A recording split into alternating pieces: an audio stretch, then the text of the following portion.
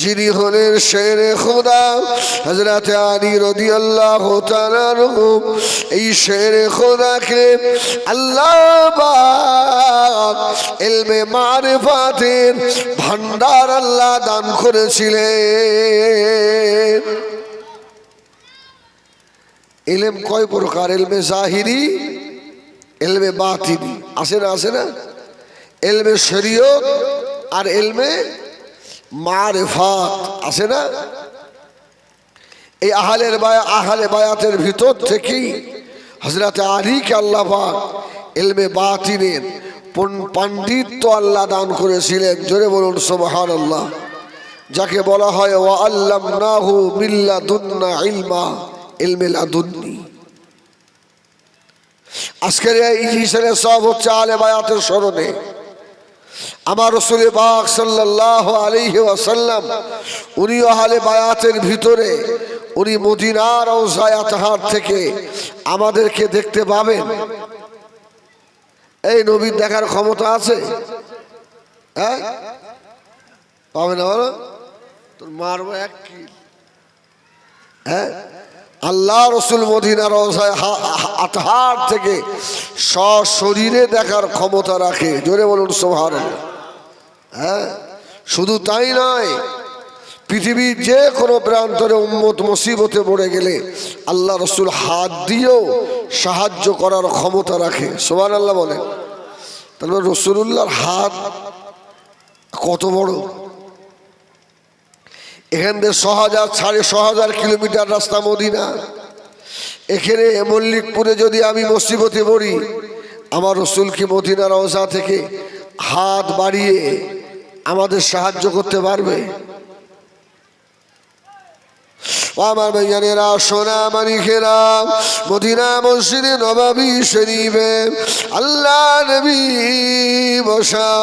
নবী আমার হযরত আলীকে ডাক দিলেন, ও বাবা আলী, এদিকে এসো বাবা।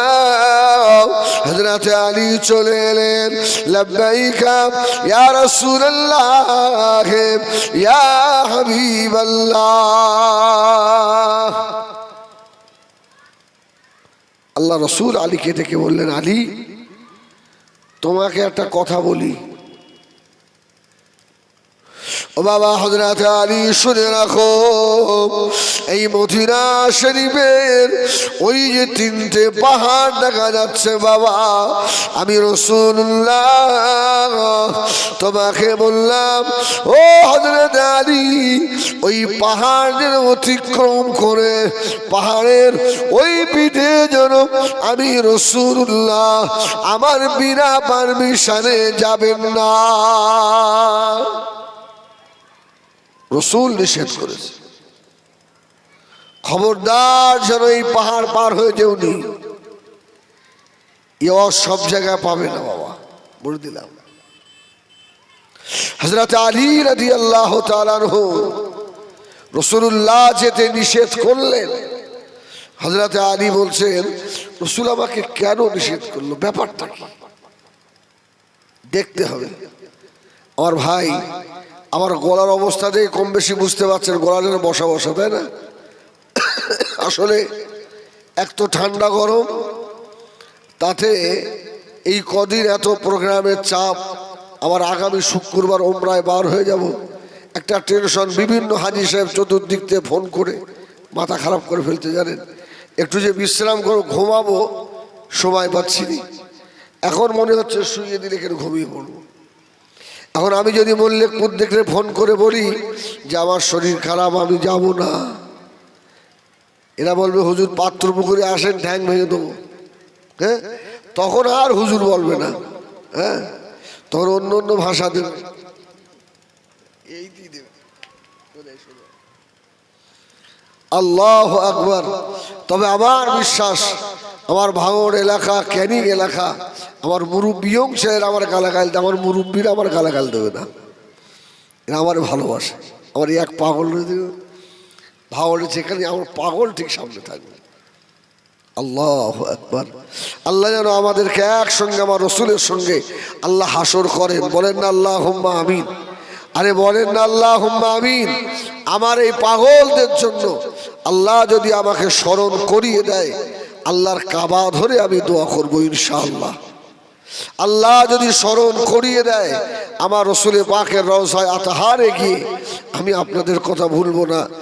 আপনাদের জন্য সালাম দেবো না দেবো না? কেন দিলে অসুবিধে আছে? তো এমনি এমনি দেবো না, টাকা দিতে সব জায়গায় টাকা লাগে না। আল্লাহু আকবার। এতটুকু রসুলের দরবারে কি বলবো, আল্লাহ আমার পাগলদের তরফ থেকে আমি সালাম আপনার দরবারে নিয়ে এসেছি, ঠিক কিনা? আল্লাহু আকবার। আল্লাহ রসুল নিষেধ করলেন, বাবা আলী যেও না। হযরত শেখুনা আলী রাদিয়াল্লাহু তাআলা আনহু আস্তে আস্তে ঘরে চলে গেলেন। ঘরের সম্মুখে গিয়ে ডাক দিলেন, ও হযরত ফাতেমা, ঘরের দরওয়াজা খুলে দাও। হযরত ফাতেমা দরওয়াজা খুলে দিলেন। হযরত আলী আস্তে আস্তে ঘরের ভিতরে প্রবেশ করলেন। হযরত ফাতেমাকে বললেন, ও আল্লাহর নবীর কলিজার টুকরি ইমাম হাসান, ইমাম হুসাইনের আম্মা জান, আমি আলী আমার যুদ্ধের পোশাক বার করে দাও। যুদ্ধের পোশাক পরলেন। হযরত আলী বললেন, ফাতেমা আমার পাগড়িটা কোথায়? তো সাউন্ড ভালো নয়, পাগড়িটা কোথায়? পাগড়িটা দাও। হযরত আলী পাগড়িও পরে নিলেন, জুব্বা পরে নিয়ে, আল্লাহ নবী নিষেধ করেছেন, হযরত আলী নিষেধ সত্ত্বেও আস্তে আস্তে টুক টুক করে পাহাড়ের উপর পিঠে চলে গেলেন। আরে রাসূলুল্লাহ জানে আমি নিষেধ করলেও আলী আমার বাধা মানবে না, ও চলে যাবেই।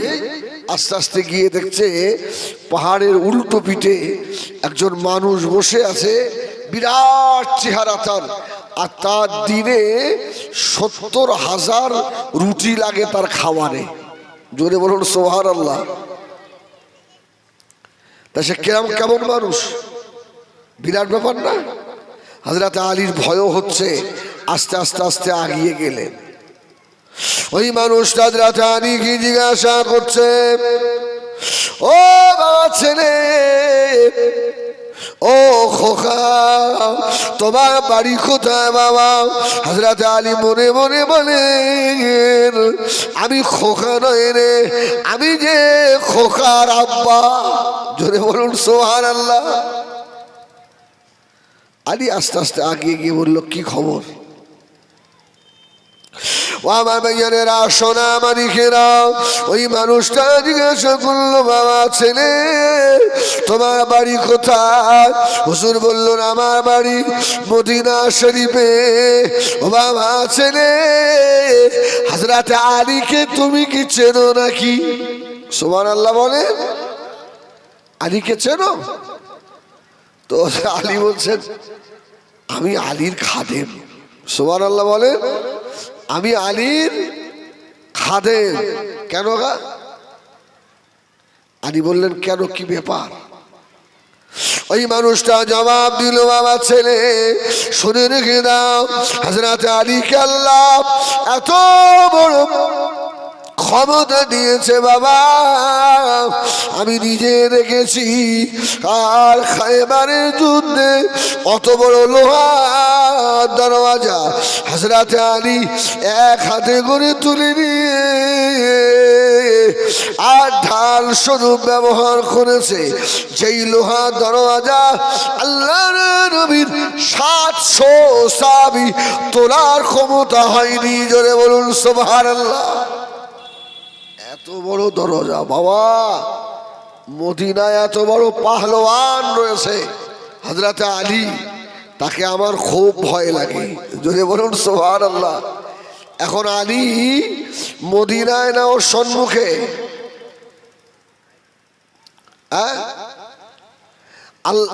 আলী তো সামনে। আল্লাহু আকবার বলেন। তারপরে ও বাবা ছেলে শুনে রাখো, হযরত আলী ওই খায়বারের যুদ্ধের ময়দানে নেমে একবার নারায় তাকবীর দিয়েছিলেন। হযরত আলীর ওই আওয়াজে আমার কানের পর্দা ফেটে গিয়ে গল গল করে রক্ত ঝরেছিল। বাবা ওই আলী যতদিন না মরবে আমি মদিনা শরীফে ঢুকবো না। জোরে বলুন সুবহানাল্লাহ। এত বড় পালোয়ান মদিনায় রয়েছে, তো আমাকে শেষ করে দেবে। তবে ছেলে একটা কথা বলি, তোমার যখন মদিনায় বাড়ি, আলী যেদিন মারা যাবে এই খবরটা আমাকে দেবে। হ্যাঁ, আলী যেদিন মারা যাবে খবরটা দেবে। এই খবরটা শুনে হযরত আলী একবার আস্তে করে নারে তাকবীর যেই দিয়েছে, ওর সঙ্গে সঙ্গে বলছে, আরে সেই খায়বারের যুদ্ধের মতো আওয়াজ, তুমি কি আলী নাকি? জোরে বলুন সুবহানাল্লাহ। আরে তুমি কি সেই আলী? বাবারে এই আস্তে আওয়াজে তাই আমার মনে হলো আমার কানের পর্দা যেন ফেটে যাচ্ছে। তুই কি সেই আলী? হযরত আলী দাঁড়িয়ে বললে, বাবা ওসব খবর বলবো না বাবাজি, তুমি ইহুদি না মুসলমান? ওই ব্যক্তি দাঁড়িয়ে বললেন, ও বাবা ছেলে আমি হলাম ইহুদি। হযরত আলী বললেন, তাড়াতাড়ি পড়ে নেন কলমা লা ইলাহা ইল্লাল্লাহ, লা ইলাহা ইল্লাল্লাহ, লা ইলাহা ইল্লাল্লাহ মুহাম্মাদুর রাসূলুল্লাহ। ইহুদি বলল, আমি কলমা পড়বো না। হযরত আলী কলমা পড়তে বললেন। রেগে গিয়ে ইহুদি একটা বড় পাথর উঁচু করেছে, হযরত আলীকে মারবে। বড় পাথর। যে মানুষ দিনে ৭০,০০০ রুটি লাগে তার গায়ে শক্তি কম না বেশি? আল্লাহু আকবার। অনেক শক্তির মালিক। পাথরটা তুলে মারবে, হযরত আলী হাত দিয়ে ঠেকালেন। সুবহানাল্লাহ বলেন। পাথরটা চূর্ণ বিচূর্ণ হয়ে গেল। হযরত আলীর হাতে একটু চোট হয়ে গেছে। হযরত আলী ছুটে ছুটে বাড়িতে চলে এলেন। বুবুজান হযরত ফাতেমা রাদিয়াল্লাহু তাআলা আনহা দরওয়াজার সম্মুখে দাঁড়িয়ে ডাক দিলেন, ও হযরত ফাতেমা দরওয়াজা খুলে দাও। হযরত ফাতেমা তুজাহরা রাদিয়াল্লাহু তাআলা আনহা সঙ্গে সঙ্গে হুজরা শরীফের দরওয়াজা না খুলে দিলেন। আল্লাহ নবী মদিনা মসজিদে নববী শরীফে বসে আল্লাহ নবী যে আলী যে বললেন, ও ফাতেমা দরওয়াজা খুলে দাও। আল্লাহ নবী মদিনা মসজিদে বসে শুনতে পেয়ে গেল। জোরে বলেন সুবহানাল্লাহ। শুনতে পেয়ে গেছে। রাসূলুল্লাহ ডাকলেন, আলী, এই আবু বকর আমার সঙ্গে চলো তো, একটু আলীর বাড়ি যাব। আবু বকর বললেন, ইয়া রাসূলুল্লাহ এখনই না, চলো তাড়াতাড়ি চলো। এখন আবু বকর তো মুস্তাফার গোলাম, ঠিক কিনা বলেন? আবু বকর আমার নবীর গোলাম না, গোলাম নয়। আবু বকরকে সারা রাত দাঁড়িয়ে থাকতে বললে ও দাঁড়িয়েই থাকবে। জোরে বলুন সুবহানাল্লাহ। যে আবু বকর 6 মাস গাঠুরি নিয়ে দাঁড়িয়ে থাকতে পারে, রাসূলুল্লাহর জন্য শুধু রাসূল বললেন, আবু বকর তুমি আমার সাথী হবে। সুবহানাল্লাহ বলেন না? নবী আমার তিন দুনিয়ার বাদশাহ হাবিবুল্লাহ জনাবে মুহাম্মদুর রাসূলুল্লাহ সাল্লাল্লাহু আলাইহি ওয়াসাল্লাম নবী আমার হযরত আবু বকরকে নিয়ে হযরত ফাতেমার ঘরের দরজায় এসে আল্লাহ নবী একবার ডাক দিলেন, আসসালামু আলাইকুম ইয়া আহলাল বাইত। এ ঘরের মালিকেরা হযরত ফাতেমা তুজহারা রাদিয়াল্লাহু তাআলা আনহা ঘরের ভিতর থেকে আব্বা জানের গলার আওয়াজ শুনে ফাতেমা বুঝতে পেরে গেছে, জোরে বলুন সুবহানাল্লাহ, আমার আব্বা এসছে। আরে মেয়ের বাড়িতে বাপ যদি রাত 1টার সময় অন্ধকারে গিয়ে মেয়ের নাম ধরে ডাকে, দুনিয়ার কেউ না বুঝতে পারলেও মেয়ে বুঝতে পারে না, পারে না। আর এই যে আমার আব্বার ডাক, সুবহানাল্লাহ বলে। আর বাপের সঙ্গে মেয়ের একটা ভালো সম্পর্ক আছে না নেই? আছে না নেই? এদিন এক জায়গায় জলসায় গেছি, আমাদের মধ্যম গ্রাম এলাকায়। বলছে হুজুর আমার গ্রামে ম্যাক্সিমাম হাজি সাহেবরা সব হজে যাওয়ার আগে সম্পত্তি ভিটে বাড়ির ছেলের নামে লিখে দিয়ে গেছে, আর মেয়েগুলো বাড়িতে এসে কাঁদছে, আব্বা হজ করে এলেন কিন্তু মাটান জমি যা দিয়েছেন দিয়েছেন, ভিটে বাড়িগুলোও দিলেন, আপনি যদি মারা যান আর ভিটে আমাদের ওঠার ক্ষমতা নেই। এমন আছে না নেই? হ্যাঁ, এমনও বদমাইশ কিছু আছে। আবার ওখান থেকে ঘুরে আসার পরে অল্প একটু ছিল, সেটা আবার নাতির নামে লিখে দিয়েছে, এমনও পাওয়া যায়। হ্যাঁ, আচ্ছা আল্লাহ এদেরকে ছাড়বে বলে মনে হয়? আল্লাহ ছেড়ে দেবে? অত সহজ নয়। ময়দানে হাসরে নেকির পাহাড়। এই জন্য অনেক মানুষ বলে যে হুজুর সারা জীবন এসার পরে দরুদ শরীফ পড়ি, ফজরের পরে দরুদ শরীফ পড়ি, আল্লাহর নবীর দিদার হয় না। হ্যাঁ, সারা জীবন পরে রাসূলুল্লাহর দিদার পেলাম না। এমন ব্যাকগ্রাউন্ড একটু চিন্তা করে দেখো, তুমি কি জিনিস? হওয়ার তো না হওয়ার কোনো কারণ নেই। ভালো মানুষ হবে তো রসুলের মহব্বতি হবে তো খোদার কসম আমার রাসূলুল্লাহ মদিনা রওজায় আতহার থেকে তোমার দিদার দেওয়ার জন্য রসুল পাগল হয়ে আসে। জোরে বলুন সুবহানাল্লাহ। রাসূলুল্লাহ চান না আমার একটা উম্মত জাহান্নামী হয়ে যাক, আমাকে দেখে নি আমার একটা উম্মত আল্লাহর জান্নাতের হকদার হয়ে যাক। সুবহানাল্লাহ বলেন। পানিটা যে পাত্রে রাখবে ওটা যদি ফুটো হয় পানি থাকবে? হ্যাঁ, পাত্র যদি ভালো হয় দিদার রসুলের হবেই ইনশাআল্লাহ। বলুন না ইনশাআল্লাহ। হ্যাঁ, আমার ভাইয়ানেরা সোনা মানিকেরা, হযরত ফাতেমা রাদিয়াল্লাহু তাআলা আনহা ছুটে ছুটে এসে দরওয়াজা খুলে দিলেন। আল্লাহ নবী ঘরের মধ্যে প্রবেশ করলেন। আল্লাহ নবী জিজ্ঞাসা করলেন, ও মা ফাতেমা, আমার আলী কোথায় মা? আমার আলী কোথায় মা?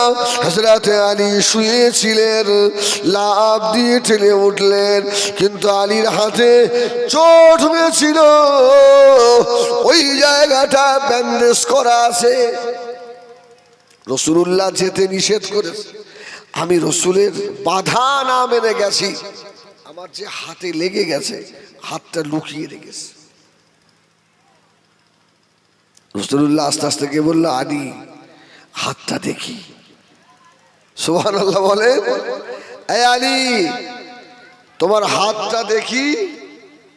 আহা, হযরত আলী বললেন, ইয়া রাসূলুল্লাহ ইয়া হাবিবাল্লাহ, হুজুর আপনি কি করে জানেন আমার হাতে চোট হয়ে গেছে? মদিনা শরীফে থেকে ওই 3টে পাহাড় মানে অনেক দূরে রাস্তা। আল্লাহ নবীকে আলী বললেন, হুজুর আপনি কি করে জানেন? হযরত আলী জবাব দিয়েছিল, ও বাবা আলী শুনে রেখে দাও, তুমি যখন বার হয়েছিলে আমি রাসূলুল্লাহ মদিনার মসজিদ মসজিদে নববী শরীফ থেকে আমি রাসূলুল্লাহ নূরের চোখে দেখছিলাম। জোরে বলে না সুবহানাল্লাহ। ও হযরত আলী শুনে রাখো, যখন তোমার সঙ্গে কথা কাটাকাটি হচ্ছিল, ওই ইহুদি তোমাকে মারার জন্য যে পাথর উঁচু করেছিল, ওই পাথর ছুঁড়ে যখন মারলো, বাবা আলী ওই পাথর যদি তোমার মাথার উপরে পড়ে যেত, তুমি চূর্ণ বিচূর্ণ হয়ে যেতে বাবা। আমি রাসূলুল্লাহ মদিনার মসজিদে নববী শরীফ থেকে ওই পাথর আমি রাসূলুল্লাহ আমিও ঠেকিয়েছিলাম।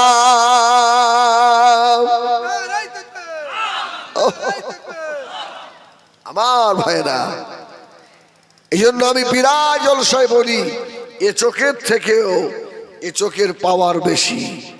সুবহানাল্লাহ বলেন। এই চোখের পাওয়ার, এখন এই চোখের মানুষ কম না বেশি? এখন হারিকেন ধরিয়ে খুঁজতে হবে, এই চোখের মানুষ হারিকেন ধরিয়ে খুঁজতে হবে। দেখে মনে হবে আল্লাহর ওলি, ভিতরি শয়তানের জাল বাসা করে আছে। হ্যাঁ, নামের আগে পীর অমুক তমুক 7-17 ঘা দিয়ে দেখো ঢপ ঢপ ঢপ ঢপ করছে, মাল নেই, শেষ। আল্লাহ রসুল মদিনা থেকে আলীর পাথর ঠেকাচ্ছে, আলী তো আল্লাহ রসুলের মুখের দিকে তাকিয়ে, কি সর্বনাশ। রসুলের বাক বলেন কি, আমার ভাইয়ানেরা সোনা মানিকেরা, হযরত আলী রাদিয়াল্লাহু তাআলা আল্লাহ নবী হযরত আলীকে নিজের হাত মুবারক দেখালেন। ও হযরত আলী, শুধু তোমার একা হাতে চোট লাগে না বাবা, আমি রাসূলুল্লাহ আমারও হাতে চোট লেগেছে। জোরে বলুন সুবহানাল্লাহ। আলী বললেন, ইয়া রাসূলুল্লাহ, আপনি আগে যে কথা বলেছেন আমি আলী তো চোখ বন্ধ করে বিশ্বাস করেছি, আপনি আবার হাত দেখানোর কি দরকার? সুবহানাল্লাহ বলেন। আপনার উপরে ওই রকম ঈমান আনিনি যে আমার নবী যে কথা বলবেন আবার তার উপরে আমি শক শোভা রাখবো, সন্দেহ রাখবো। আমরা সাহাবীরা আপনার কথাগুলোকে অন্ধের মতো মেনে নিয়েছি। জোরে বলুন সুবহানাল্লাহ। আমার রসুল যদি আগুন দেখে বলে এটা পানি, আমরা সাহাবীরা পানি বলেই মেনে নেব। জোরে বলুন সুবহানাল্লাহ। এই জন্যই তো সাহাবীদের মর্যাদা বেশি রকম। এই জন্য সাহাবীদের সাথে আল্লাহ বললেন রাদিয়াল্লাহু আনহুম ওয়া রাদু আন, যাদের উপরে আল্লাহ রসুল রাজি হয়ে গেছে। জোরে বলুন সুবহানাল্লাহ। যে সাহাবা ইকরামের সাথে রাসূলুল্লাহ বলেছেন, সুবহানাল্লাহ বলেন, আমার এক একজন সাহাবী আকাশের নক্ষত্রের সমতুল্য। সুবহানাল্লাহ। আমার ভাইয়ানেরা সোনা মানিকেরা, নবী আমার দিন দুনিয়া বাদশাহ, আল্লাহ পাক আমার নবীকে এত দরজা দিয়েছিলেন, ওই নবী আমার ইমাম হাসান ইমাম হোসাইনকে আল্লাহর নবী নিজের জানের থেকেও বেশি ভালোবাসতেন। সুবহানাল্লাহ। এই রাসূলুল্লাহ বলেছিলেন, আমার ইমাম হাসান হুসাইনকে যারা কষ্ট দেয় এরা যেন আমি নবীকে কষ্ট দিল, আর আমি নবীকে যারা কষ্ট দেয় এ যেন আল্লাহকে কষ্ট দিল। আর আল্লাহকে যে ব্যক্তি কষ্ট দিল ওই ব্যক্তি জান্নাতি নয়, জাহান্নামী। ওই ব্যক্তি জাহান্নামী। হযরতে মা ফাতেমাতুজ জাহরা, অসুবিধা হবে আপনাদের, বলুন আলহামদুলিল্লাহ। একটু তাকবীর দেন দিন, নারায়ে তাকবীর, আলহামদুলিল্লাহ। একটু জোরে দাও না, নারায়ে তাকবীর। তুই ফাঁকি বাস, একটু জোরে বল, নারায়ে তাকবীর। সিলসিলায় হক মুসাদ্দিদুজ জামান আহলে বায়াতের স্মরণে ঈসালের সওয়াব আমাদের মল্লিকপুর গ্রামবাসী বৃন্দ নারে থাকবে বলুন আলহামদুলিল্লাহ। কত ভালোবাসে দেখেন।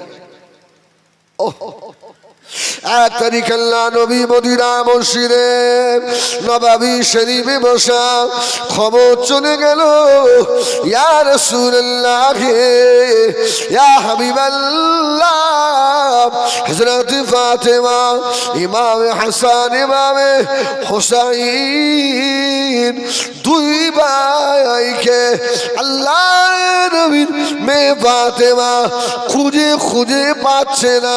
ইয়া রাসূলুল্লাহ হাবিবাল্লাহ ইমাম হাসান হুসাইন খেলা করতে করতে কোথায় যেন চলে গেছে। আল্লাহ রসুল বললেন ফাতে আলী এই আবু বকর এদিকে এসো। আবু বকর তো ছুটে এসে আল্লাহ রসুলের সম্মুখে লাব্বাইকা ওয়া সাদাইকা ইয়া রাসূলুল্লাহ, তাড়াতাড়ি চলো। এই আলী আবু বকর তাড়াতাড়ি চলো, আমার ফাতেমা লাল আমি রসুল্লাহর দুই হাতে দুটো তলোয়ার ইমাম হাসান আর হোসাইনকে আমার মা ফাতেমা খুঁজে পাচ্ছে না। আচ্ছা হাসান হোসাইন কোথায় আছেন এ খবর আমার রসুল্লাহর কাছে আসে না নেই? নবীর দেখার ক্ষমতা আছে না নেই? আল্লাহু আকবার। রসুল সব জানেন। আল্লাহ নবী দিন দুনিয়া বাদশাহ হাবিবুল্লাহ জনাবে মুহাম্মদুর রাসূলুল্লাহ সাল্লাল্লাহু আলাইহি ওয়াসাল্লাম নবী আমার হযরত আবু বকরকে নিয়ে বুবুজান হযরত ফাতেমার ঘরের দরজায় এসে দাঁড়ালেন। ও মা ফাতেমা কি হয়েছে মা? ঘরের ভিতর থেকে ফাতেমা কাঁদো কাঁদো ভাবে বললেন, ইয়া রাসূলুল্লাহ ইয়া হাবিবাল্লাহ আমি ফাতেমা আমার দুটো লাল হযরত ইমাম হাসান হুসাইনকে গোসল করিয়ে দিয়ে আমি ফাতেমা খাইয়ে দিয়ে আর খেলা করতে দিয়েছিলাম। আমি ফাতেমা সংসারের কাজে ব্যস্ত হয়ে পড়লাম। ইয়া রাসূলুল্লাহ ইয়া হাবিবাল্লাহ আবার দুই বেটা অনেকক্ষণ আমার কাজ করার পরে আমার ইমাম হাসান আর হোসাইনের কথা মনে পড়ে গেল। ইয়া রাসূলুল্লাহ আমি দরওয়াজা খুলে দেখি আমার বেটা দুটো খেলা করতে করতে কোথায় যেন চলে গেছে। ইয়া রাসূলুল্লাহ কোথায় গিয়েছে জানি না। ফাতেমার চোখে পানি। আল্লাহ রসুল রেখে বললেন, ও মা ফাতেমা চিন্তা করো না, আমার ইমাম হাসান আর ইমাম হোসাইনকে আল্লাহর ফেরেশতা জিবরাইল নিজে পাহারা দিচ্ছে। জোরে বলুন সুবহানাল্লাহ। ও চিন্তা তোমার করতে হবে না। আমার হাসান হোসাইনকে স্বয়ং আল্লাহ ভালোবাসে। জোরে বলুন সুবহানাল্লাহ। আমার ভাইয়ানেরা সোনা মানিকেরা ও মল্লিকপুরের জওয়ানেরা মায়েরা বোনেরা কার খানা করে শোনো বাবা। হযরত আল্লাহ নবী আবু বকরকে বললেন, বাবাজি আমার সঙ্গে চলো বাবা। হযরত আবু বকরকে নিয়ে নবী আমার পথ চলতে লাগলেন। কিছু রাস্তা যাওয়ার পরে আল্লাহ নবীর নজরে পড়ে গেল। হযরত আবু বকর দেখতে পেলেন হযরত ইমাম হাসান ইমাম হোসাইন দুই ভাই যেন রাস্তার ধারে ধুলার উপরে গলা জড়াজড়ি করে খেলা করতে করতে আর ঘুমিয়ে গেছে। জোরে বলে না সুবহানাল্লাহ। গলা জড়াজড়ি করে দুই ভাই ঘুমিয়ে পড়েছে। ইয়া রাসূলুল্লাহ আবু বকর বলছে, ইয়া রাসূলুল্লাহ ওরে যাদের দিকে তাকালে পূর্ণিমা চাঁদ হার মেরে যায়, যারা হচ্ছে শাবাবে আহালিল জান্নাহ সাইয়্যিদা শাবাবে আহালিল জান্নাহ, যুবকদের জান্নাতের সরদার ইয়া রাসূলুল্লাহ, জান্নাতের সেই সরদার দুটো ধুলার উপরে শুয়ে থাকবে। জোরে বলুন না সুবহানাল্লাহ। আল্লাহ নবী ডাক দিয়ে বলেছিলেন, ও বাবাজি, আবু বকর জানো না বাবা, শুনে রেখে দাও, আল্লাহ পাক আমি রাসূলুল্লাহ আমাকে যা দেখায়, আবু বকর তুমি তা দেখো না বাবা। আমার ইমাম হাসান ফাতেমা লাল, আমার ইমাম হুসাইন ধুলার উপরে শুয়ে নাই। আল্লাহ পাকের ফেরেশতা হযরতে জিবরিল আমিন আলাইহিস সালামের ডানার উপরে শুয়ে আছে।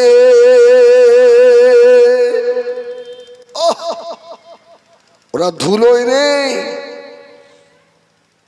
ডানার উপরে। ইয়া রাসূলুল্লাহ ওদের গায়ে রৌদ্রের তাপ লাগছে।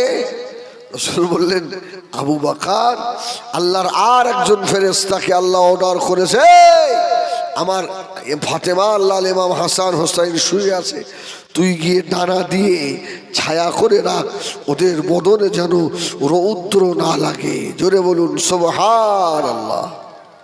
আল্লাহ কত ভালোবাসে। হ্যাঁ, সেই আহলে বায়াতের স্মরণে সালে সব করবেন। ইমাম হাসান হোসাইনের নামে দুটো পয়সা চাইতে যাবেন, কত কথা আপনাকে শোনাবে। আসে না নেই? আসে না নেই? তবে আলহামদুলিল্লাহ আপনাদের মল্লিকপুরে এসে আমাকে বড় ভালো লেগেছে, এখানে একটা দোকান নেই। আছে দোকান? এই নিয়ে ঝামেলা হয় তো, এই ঝামেলা হয় না? ম্যাক্সিমাম মানুষ সব দোকানের পক্ষে না বিপক্ষে? 90% আমার মনে হয় দোকানের পক্ষে। একটু দোকান না দিলে হয়? বস, দোকান না দিলে ভালো লাগে? আল্লাহু আকবার। না, আমার মল্লিকপুরবাসী অনেক ভালো, আলহামদুলিল্লাহ, এরা অনেক ভালো। হ্যাঁ, একটা দোকান নেই। আমার ভাইরা এইভাবে জলসা চালিয়ে যাবেন। এই জলসা যদি দোকান থাকতো এতগুলো মানুষ পাওয়া যেত না। ওখানে কেউ বিড়ি টানতো, কেউ খৈনি খাইতো, কেউ পান খেত, এরকম হতো না। আল্লাহর শকর, আল্লাহর রহমত বর্ষণ। এই আহলে বায়াত যে ইমাম হাসান হোসাইনকে রাসূল এত ভালোবাসে, যারা পয়সা দান করেছেন এই মাহফিলে, আজকে আপনারাও ধন্য। জোরে বলুন সুবহানাল্লাহ। যে যুবকগুলো অক্লান্ত মেহনত করছে, পরিশ্রম করছে, আমি দোয়া করি আল্লাহ যেন এদেরকে আমার রাসূলের সঙ্গে, ইমাম হাসান হোসাইনের সঙ্গে আল্লাহ রহমতের জান্নাত আল্লাহ নসিব করেন। জোরে বলেন না আল্লাহুম্মা আমিন। আমার ভাইয়ারেরা, সোনা মানিকেরা, ও জানেরা, আল্লাহ নবী আস্তে আস্তে গিয়ে হযরত ইমাম হাসান ইমামে হোসাইনের মাথা ধারে গিয়ে দাঁড়ালেন। আল্লাহ নবী একবার ডাক দিলেন, ও ভাই ইমামে হাসান, ভাই ইমামে হোসাইন। যেই না ডাক দেওয়া, নানা জানের আওয়াজ শুনে দুই ভাই তাড়াতাড়ি উঠে পড়ল। নবী আমার ইমাম হাসান আর হুসাইনকে আল্লাহ নবী জড়িয়ে ধরলেন। ভাই আমার, তোমার আম্মা জান ফাতেমা পাগল হয়ে যায় মা, না বলে চলে এসেছেন ভাই।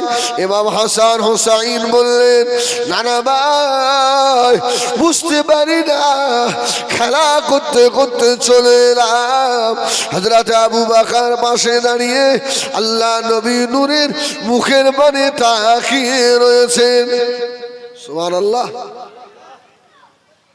রাসূল বললেন, আবু বকর তুমি কিছু বলবে?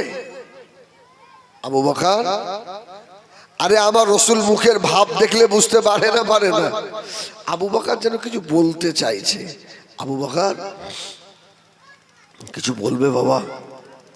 হযরত আবু বকর সিদ্দিক জবাব দিলেন, ইয়া রাসূলুল্লাহ, ইয়া হাবিবাল্লাহ, আপনি তো বুঝতে পেরে গেছেন আমার জীবনের একটা বড় আশা, আমি এই একবার ইমামে হাসান আর ইমামে হুসাইনকে একবার আমি আবু বকর কোলে নেব।